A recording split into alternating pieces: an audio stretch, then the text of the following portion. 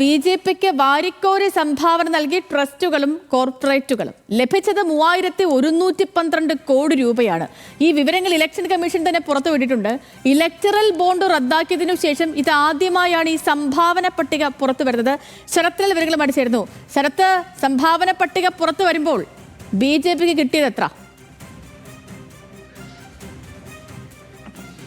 അതാണ് വളരെ പ്രധാനപ്പെട്ട ഒരു വിഷയമാണ്.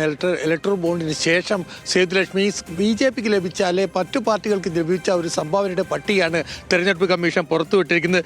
ഇതിൽ മൊത്തത്തിലുള്ള തുകയിൽ നിന്ന് 82% ബി.ജെ.പിക്കാണ് ലഭിച്ചിരിക്കുന്നത്. കാരണം 3811.37 കോടി രൂപയാണ് ട്രസ്റ്റുകൾ മൊത്തത്തിൽ സംഭാവന ചെയ്തത്. ഇതിൽ ബി.ജെ.പിക്ക് മാത്രം 3112 കോടി രൂപയാണ് ബി.ജെ.പിക്ക് ലഭിച്ചത്. കോൺഗ്രസിന് 298 കോടിയോളം വരും. മറ്റുള്ള എല്ലാവർക്കും കൂടിയിട്ട് 400 കോടി രൂപയാണ് ലഭിച്ചിരിക്കുന്നത്. 9 ട്രസ്റ്റുകളാണ് ഇത്തരം സംഭാവനകൾ നൽകിയ പട്ടിക തെരഞ്ഞെടുപ്പ് കമ്മീഷന് നൽകിയിരിക്കുന്നത്. ഇതിൽ ഏറ്റവും കൂടുതൽ സംഭാവന നൽകിയത് മഹീന്ദ്ര ആൻഡ് മഹീന്ദ്രയാണ്. 156 കോടി രൂപയാണ് ഒറ്റ ചെക്ക് വഴി തന്നെ മഹീന്ദ്ര നൽകിയിരിക്കുന്നത്. ഏതായാലും ഇത്ര വലിയ സംഭാവനകൾ സംഭാവന ലഭിച്ചതിൽ 82% ആണ് ഇപ്പോൾ ഈ തുക ലഭിച്ച തുകയിൽ 82% ബി.ജെ.പിക്ക് മാത്രമാണ് നൽകിയിരിക്കുന്നത് എന്നതാണ് ഏറ്റവും വലിയ വെളിപ്പെടുത്തൽ.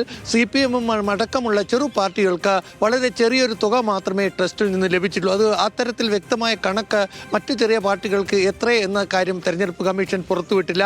ആകെ പുറത്തുവിട്ടിരിക്കുന്നത് ബി.ജെ.പിയുടെയും കോൺഗ്രസിൻ്റെയും 100 കോടിക്ക് മുകളിൽ ലഭിച്ച പാർട്ടികളുടെ പട്ടിക മാത്രമാണ്. തൃണമൂൽ കോൺഗ്രസിന് 98 കോടി രൂപ ലഭിച്ചിട്ടുണ്ട് എന്നാണ് പട്ടികയിൽ കാണുന്നത്.